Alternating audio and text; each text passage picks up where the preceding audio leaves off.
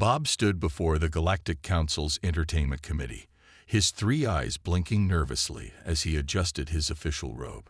The meeting chamber, with its elegant crystal walls and floating holographic displays, felt unusually stuffy today. As the newly appointed Chief Entertainment Officer, he had to make his first major proposal. "Honorable members," Bob began, his voice translator working overtime to keep his natural chirps and whistles in check. "Our studies show that humans remain one of the most difficult species to understand in the galaxy. They react to things in completely unexpected ways." The committee members stirred in their anti-gravity seats.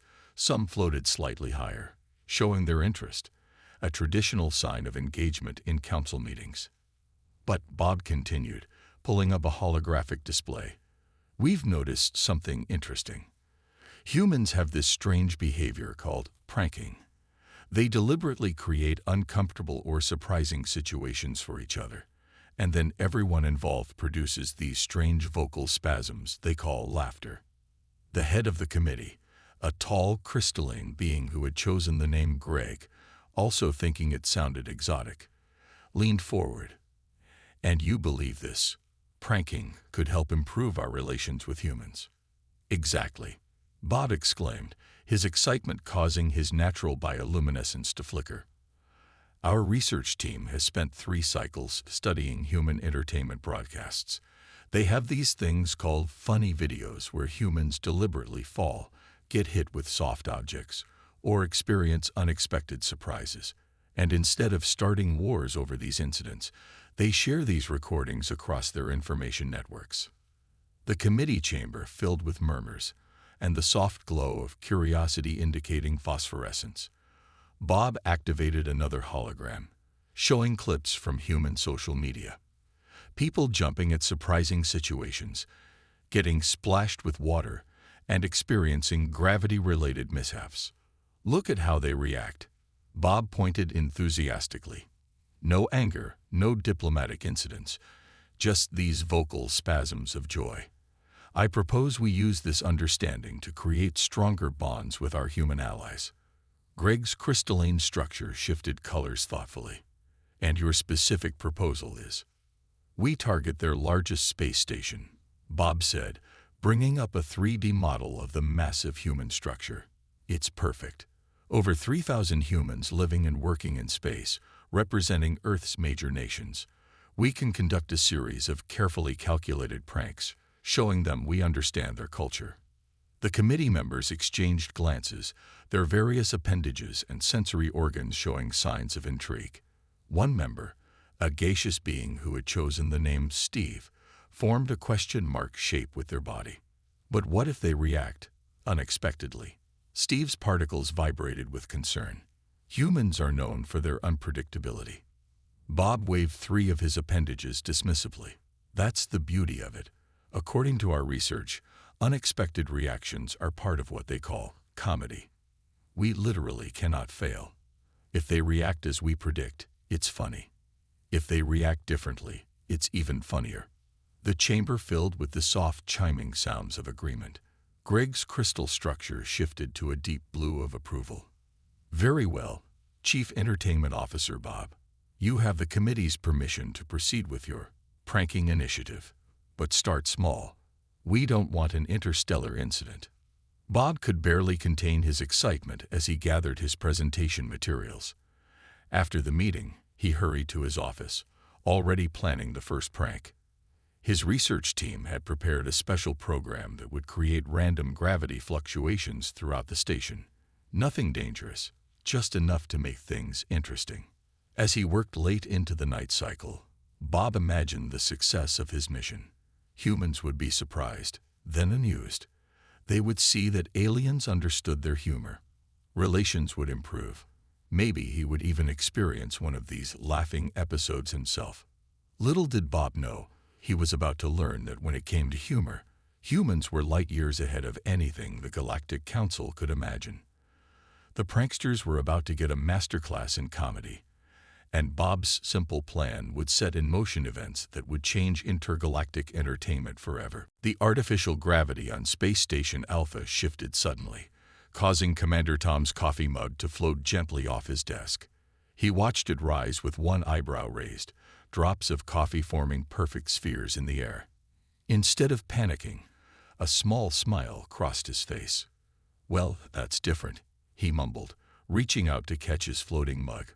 Over the station's communication system, he could hear surprised yelps and laughter. From his hidden observation post in a maintenance shaft, Bob watched the station's security feeds with growing confusion. According to his extensive research, humans were supposed to run around in panic, creating that delightful chaos he had seen in their funny videos. Instead, they were adapting. In the station's main recreation area, someone had already put up a hastily made sign. "First Annual Zero-G Dance Party. Happening now." Music began playing through the speakers, and off-duty crew members were using the gravity fluctuations to perform elaborate floating dance moves. "This isn't right," Bob muttered to himself, his three eyes blinking in confusion. He tapped his communication device. "Research team, are you seeing this?" In the station's cafeteria, the crew had turned the situation into a game. People were trying to drink their beverages without spilling them, rating each other's techniques on makeshift scorecards. A young engineer named Mike had already mastered a particularly impressive backwards somersault while keeping his soup bowl perfectly level.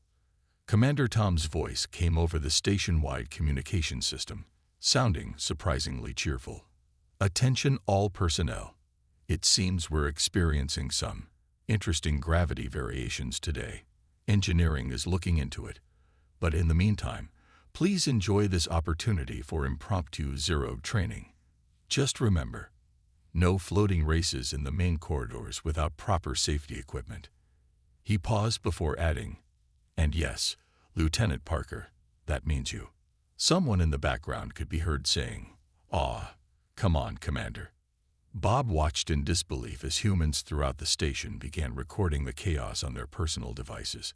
Instead of showing fear or confusion, they were having fun. One crew member had already started a live stream titled Best Zero-G Coffee Fails, Space Station Edition. In the hydroponics bay, gardeners were delighting in watching water droplets dance around their plants. The station's physicist was excitedly taking measurements, mumbling something about fascinating gravity wave patterns. "This is a disaster," Bob said to himself, his skin turning a pale shade of embarrassment purple. But as he continued watching, he noticed something strange happening inside himself. The corners of his mouth-equivalent structure were twitching upward every time he saw a human do something particularly creative with the changing gravity. The security feeds showed more and more creative adaptations. The station's gym had become a zero parkour course. The library had organized an impromptu floating book sorting challenge. Even the station's cat, defying all expectations, seemed to be enjoying itself, purposely pushing off walls to float from room to room. Commander Tom sat in his office, recording his daily log with barely contained amusement. Day 127. Standard Earth time. The station experienced unexpected gravity fluctuations today. Crew morale has actually improved by 47%. Request permission to incorporate random gravity changes into our regular recreation schedule. Also, Engineer Mike's zero-G soup drinking technique needs to be seen to be believed. Attaching video files for Earth's Entertainment Division. From his hiding spot, Bob watched the video clips spreading across Earth's internet. Humans everywhere were sharing and commenting on the space station's gravity party. Instead of fear or anger, they were responding with something called likes and shares. As the day cycle came to an end, the gravity returned to normal. Bob slumped in his observation post, thoroughly confused but oddly intrigued. His first prank had failed completely, or had it? The human seemed more entertained than ever, just not in the way he had expected. Perhaps, he mused, his color returning to normal, we need to rethink our approach. Clearly, these humans are more adaptable than our research suggested. Little did Bob know, His gravity prank had just kick-started what would become known as the greatest comedy revolution in galactic history. Bob paced in his secret command center, his footsteps creating small ripples of bioluminescence on the floor. The first prank had failed, or succeeded in an unexpected way. Now it was time for something bigger. Initialize Operation Sign Swap, he commanded his team. Across Space Station Alpha, every digital sign suddenly changed to display complete nonsense. Emergency exit became wiggle chamber. Cafeteria transformed into anti-gravity sustenance portal. Bathroom signs now read human waste teleportation pod. Bob watched the security feeds eagerly. This time, surely, there would be confusion. The first person to notice was a maintenance worker named Jim. He stared at what used to be the tool room sign, now reading Metallic Problem Solver Storage Unit, and burst out laughing. Within hours, crews were giving tours of the renamed station sections. And here, announced Officer Kate to a group of visiting dignitaries, is what we now call the Horizontal Human Recharging Chamber, formerly known as the Sleeping Quarters. The visitors chuckled, taking pictures of the strange signs. Frustrated, Bob initiated his next plan. Every food replicator on the station began producing meals in completely wrong colors. Blue eggs, purple coffee, green milk, orange bread. The cafeteria looked like a malfunctioning rainbow. Instead of complaints, the crew organized a most aesthetically disturbing meal competition. Commander Tom himself won third place with a plate of neon pink spaghetti arranged to look like a shocked face. The taste is exactly the same, the station's chef announced, serving electric blue chicken soup. We're just eating with more artistic flair now. Bob's third attempt involved reprogramming all maintenance robots to speak only in rhymes. He watched as a cleaning bot approached Officer Kate. "Dear human walking down the hall, please be careful not to fall. I just mopped with special care. Now the floor is clean as mountain air." Kate knelt down beside the robot. "Roses are red, violets are blue. Thanks for the warning. I appreciate you." The robots and humans began having rhyming conversations throughout the station. Someone started a contest for Best Robot-Human Poetry Duo. The maintenance department created a social media channel called Rhyme Time with Robots that gained millions of followers back on Earth. In his command center, Bob pulled at his sensory tentacles in frustration. Why aren't they getting annoyed? Why do they keep making everything fun? The final straw came when the humans organized an impromptu station-wide improv comedy festival, incorporating all the mysterious changes into their acts. "Welcome to the anti-gravity sustenance portal," announced Mike, now wearing a makeshift comedy host outfit, "where your blue eggs come with a side of purple toast, and our robots will tell you all about it in perfect iambic pentameter." The station's common areas filled with laughter as crew members performed skits about their new normal. Someone even wrote a song about the gravity incident from last week, which was now trending on Earth's music charts. Commander Tom sat in his office, recording another log entry, Day 134, Standard Earth Time. Crew creativity has reached unprecedented levels. Morale is at an all-time high. Whatever entity is behind these strange occurrences, I'd like to officially thank them for providing the best team-building exercises we've ever had. In his hidden spot, Bob's skin cycled through various colors of confusion. He clicked his communication device. Emergency meeting of the Entertainment Committee required. The humans. They're outcomedying us. As he prepared to return to the Galactic Council, Bob took one last look at the security feeds. The humans were still laughing, still creating, still turning every weird situation into something joyful. And for the first time, he felt a strange sensation in his thorax, a bubbling, lifting feeling that made his mouthparts twitch upward. Could it be? Was he experiencing fun?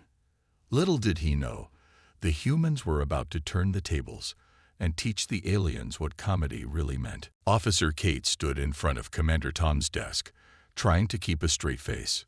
"Sir, I think I know who's behind all these pranks." Commander Tom leaned back in his chair, which now had Human Authority Sitting Rectangle written on it in glowing letters. "Let me guess. Our alien friends." "Yes, sir. I caught a glimpse of someone with 3 eyes trying to hide in Maintenance Shaft 7. They were literally glowing purple with embarrassment." Tom smiled. "Well then, Officer Kate, I think it's time we teach our extraterrestrial friends about real human comedy." The next day, Bob crept back to his observation post, expecting to monitor more pranks. Instead, he found a gift box sitting in his secret spot. Inside was something labeled Whoopee Cushion and a note that read, "Lesson 1. Classic Human Comedy." Confused, Bob took the strange item back to the Galactic Council's research lab. His team spent 3 hours studying it before someone accidentally sat on it, producing a rude noise that echoed through the chamber. To everyone's surprise, Bob felt that strange bubbling sensation again. Was this what humans called laughter? Back on the station, Kate had organized Comedy 101 for extraterrestrials. She placed lessons and props in all the spots where they detected alien observers. Each day brought new comedy concepts. Day 1. Practical jokes. The aliens found their own surveillance equipment covered in googly eyes. Day 2. Puns. Signs appeared in the alien observation posts. What do you call an alien who acts silly? An extraterrestrial comedian. Bob spent 6 hours trying to understand why this was funny. Day 3. Sarcasm. This nearly broke the alien research team. They couldn't understand why humans would say one thing but mean another. Oh sure, hiding in the maintenance shaft is totally inconspicuous, Kate had announced loudly while staring directly at Bob's hiding spot. In his next report to the Galactic Council, Bob wrote, "Humans have weaponized humor in ways we never imagined. Their comedy has layers, like their earth vegetables called onions. Also, they somehow knew we were watching and have turned us into the audience of their own show." The humans began leaving comedy props everywhere. Joy buzzers, fake mustaches, and rubber chickens appeared in alien observation posts. The maintenance robots were taught to tell knock-knock jokes, causing complete chaos in the alien research team as they tried to understand why they had to pretend someone was at a door. One day, Bob found himself actually looking forward to the humans' next lesson. The strange sensation in his thorax, laughter, was becoming more frequent. He caught himself trying to make puns in his native language. Commander Tom recorded in his log, Day 141, Standard Earth Time. Our alien friends are making progress. Today, one of them attempted to tell a joke. While they didn't quite understand that, why did the human cross the space station? Doesn't work the same way as our chicken joke. The effort was appreciated. Kate organized comedy movie nights, accidentally playing them near known alien observation posts. She started with simple slapstick and gradually moved to more complex humor. Bob and his team found themselves staying after hours to watch, taking detailed notes on human comedy techniques. The turning point came when Bob left his own attempt at a joke in the maintenance shaft. What do you call a human anti-gravity device? A liftoff. He waited nervously until Kate found it. She read it, smiled, and wrote back, "Not bad. But how about, what do you call a floating alien? A UFO. Unidentified floating observer." For the first time, Bob laughed out loud, a sound that startled his entire research team. The noise was strange, a mix between a chirp and a hiccup, but it was genuine laughter. As he composed his evening report, Bob realized something important. The humans weren't just teaching them about comedy, they were offering friendship through shared joy. Little did he know, this was just the beginning of a much bigger cultural exchange. Bob sat in what was no longer a secret observation post, surrounded by comedy books, Earth movies, and a half-eaten bowl of strangely colored snacks. His research team had officially abandoned pretense and turned their monitoring station into a comedy study room. "Pause playback," he said, stopping the video of something humans called stand-up comedy. Did you notice how the timing of their words affects the humor response? His team nodded enthusiastically, their various appendages taking notes. On their screens played different Earth comedies, classic silent films, modern sitcoms, and viral videos. What had started as a simple prank mission had turned into the galaxy's most detailed study of humor. Meanwhile, Officer Kate had convinced Commander Tom to take their comedy lessons to the next level. "Sir, they're learning fast. I think it's time we introduce them to improv." The next day, Bob found an invitation in his not-so-hidden spot. Intergalactic Comedy Workshop. All species welcome.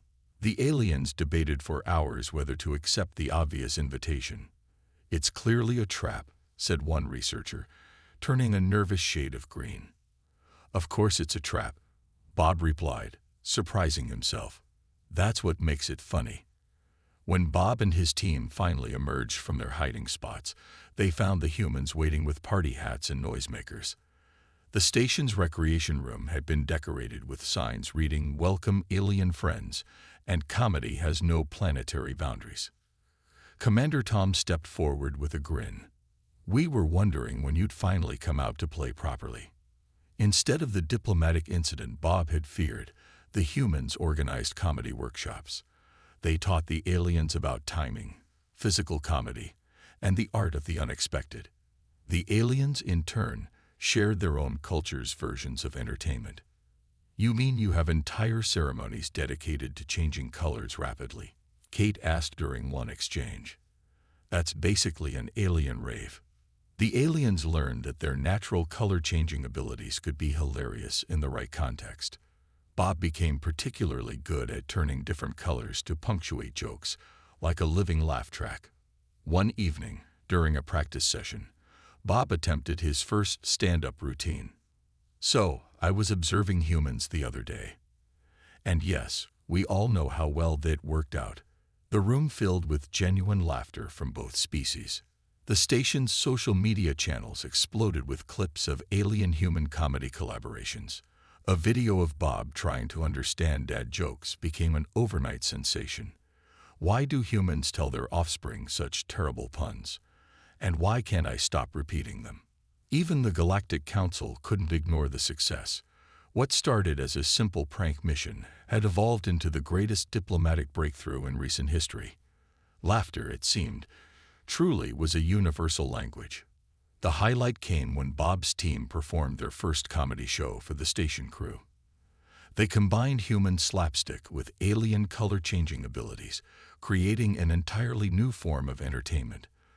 Their signature move involved rapid color changes synchronized with human jokes, creating a visual punchline. Commander Tom's daily log reflected the success. Day 148, Standard Earth Time. "Our alien friends have graduated from pranksters to comedians." Officer Kate's suggestion to teach rather than retaliate has led to the first ever human-alien comedy coalition.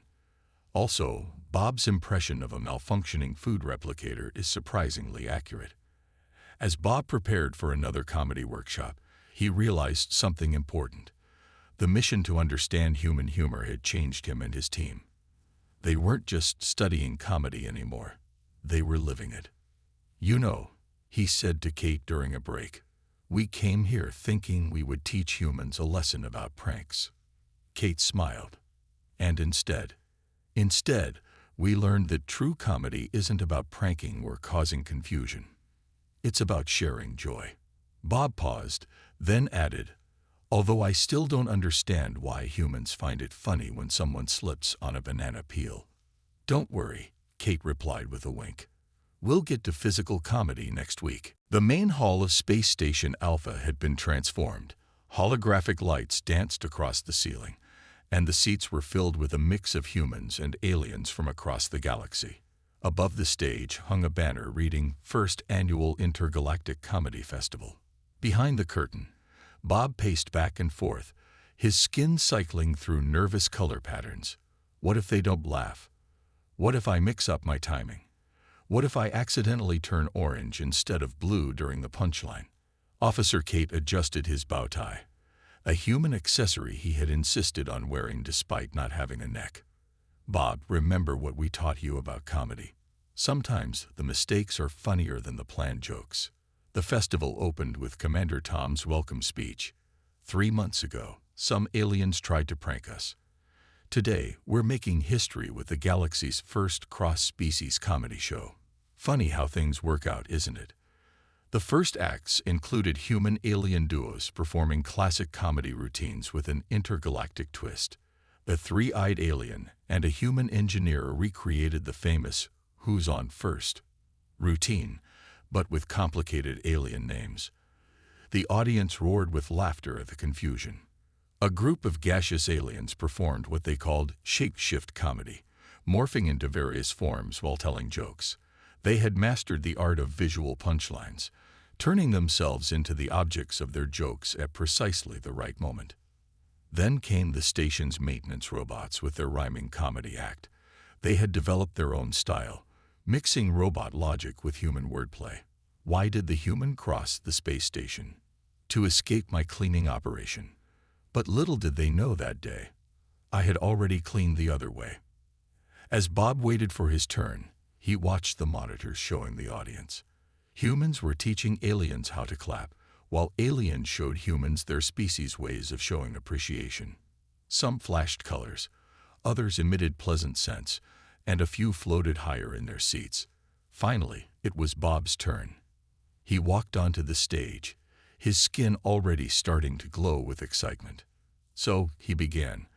There I was, hiding in a maintenance shaft, thinking I was the greatest prankster in the galaxy. The audience laughed, recognizing the now famous story. Little did I know, I was about to become the first alien to learn about something humans call backfiring pranks. Bob proceeded to tell the story of his failed pranking mission, using his color-changing abilities to emphasize each failure. He turned bright purple when describing his embarrassment at the gravity prank becoming a dance party, and flashed rainbow colors while recounting the food replicator incident. And then, he continued, the humans did something completely unexpected. Instead of getting angry, they decided to teach us about comedy. Although I'm still convinced that dad jokes are actually a form of human psychological warfare.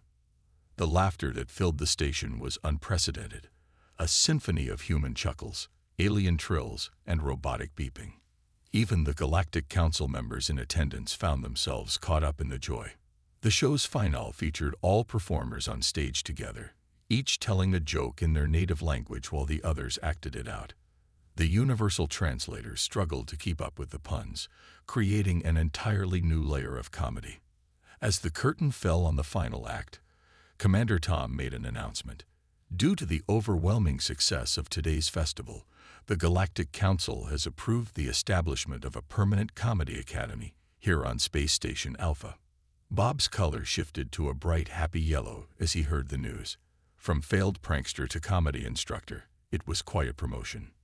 Later that night, during the after-party, Bob found Kate. You know, he said, when we first came here to study human humor, we thought we were the teachers. Kate smiled. And now?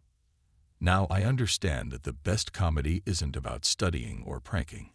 It's about bringing people together, even if those people happen to be from different planets. 1 year after the first intergalactic comedy festival, Space Station Alpha had become the galaxy's premier center for comedic arts. The newly established Comedy Academy occupied an entire section of the station, its halls filled with the sounds of laughter in dozens of alien languages. Bob stood in front of his classroom, his skin glowing with pride as he watched his students, a mix of humans and aliens, practice their routines. On the wall hung pictures from the past year, including the now famous photo of the first zero-gravity dance party. Today's lesson, Bob announced, is about the most powerful form of comedy, the ability to laugh at yourself. He changed color to demonstrate the point, cycling through the embarrassing moments of his failed pranking mission. In another classroom, Officer Kate was teaching advanced puns for non-humans, where a group of crystalline aliens were learning why rock music could be funny for their species. Their gentle chiming laughter echoed through the corridors. Commander Tom sat in his office, reviewing the latest statistics. Tourism to the station had increased by 500%. Diplomatic incidents across the galaxy had decreased by 75%. It turned out that species who laughed together rarely wanted to fight each other. "Who knew," he muttered, "that failed pranks would lead to galactic peace?" The station's success had inspired changes throughout the galaxy. The Galactic Council had officially added sense of humor as a requirement for all diplomatic positions. Even the most serious of species had begun incorporating humor into their cultural exchanges. Bob's greatest achievement came when he successfully taught the concept of "that's what she said" jokes to a group of gaseous beings who had no concept of gender.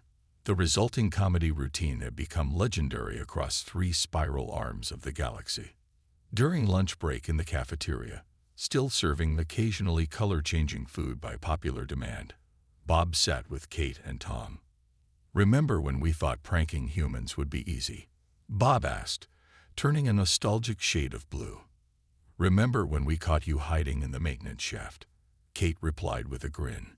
"That's what she said," chirped a passing gas cloud alien, causing the entire cafeteria to erupt in laughter. The station's newest addition was the Museum of Comedic History, featuring exhibits like The Great Gravity Prank of 2024 and Evolution of Robot Poetry. The centerpiece was a large display showing how a simple alien mission to prank humans had transformed into the galaxy's greatest diplomatic success. In the evening, Bob recorded his final report to the Galactic Council. "1 year ago, we came to study human humor through pranks. We failed completely at our original mission. Instead, we discovered something far more valuable. Humans taught us that true comedy isn't about confusion or embarrassment. It's about sharing joy, finding common ground, and most importantly, being able to laugh at ourselves. Today, our Comedy Academy has students from 57 species. We've developed new forms of humor that combine human wit with alien abilities. The maintenance robots have published their first book of poetry, which has become a bestseller in 3 galaxies. But perhaps our greatest achievement is this: in learning to laugh together, we've learned to understand each other better. The humans didn't just teach us comedy, they taught us connection." As Bob finished his report, he heard familiar voices in the corridor. A new batch of alien observers had been caught trying to prank the station with musical corridors. Instead of punishing them, Kate was already organizing comedy workshops for them. Commander Tom's final log entry of the day summed it up perfectly. Day 365, Standard Earth Time. Another group of alien pranksters discovered today. Officer Kate has added them to her beginner's comedy class. Bob is teaching them about timing. The robots are teaching them rhyming. At this rate, we'll need to build another comedy wing. Personal note: who would have thought that when aliens came to prank us, it would end up being humanity's funniest first contact? Sometimes the best jokes are the ones we don't plan. And somewhere in a maintenance shaft, a newly arrived alien observer watched in confusion as everyone laughed at a rubber chicken, wondering what they had gotten themselves into. **The end*.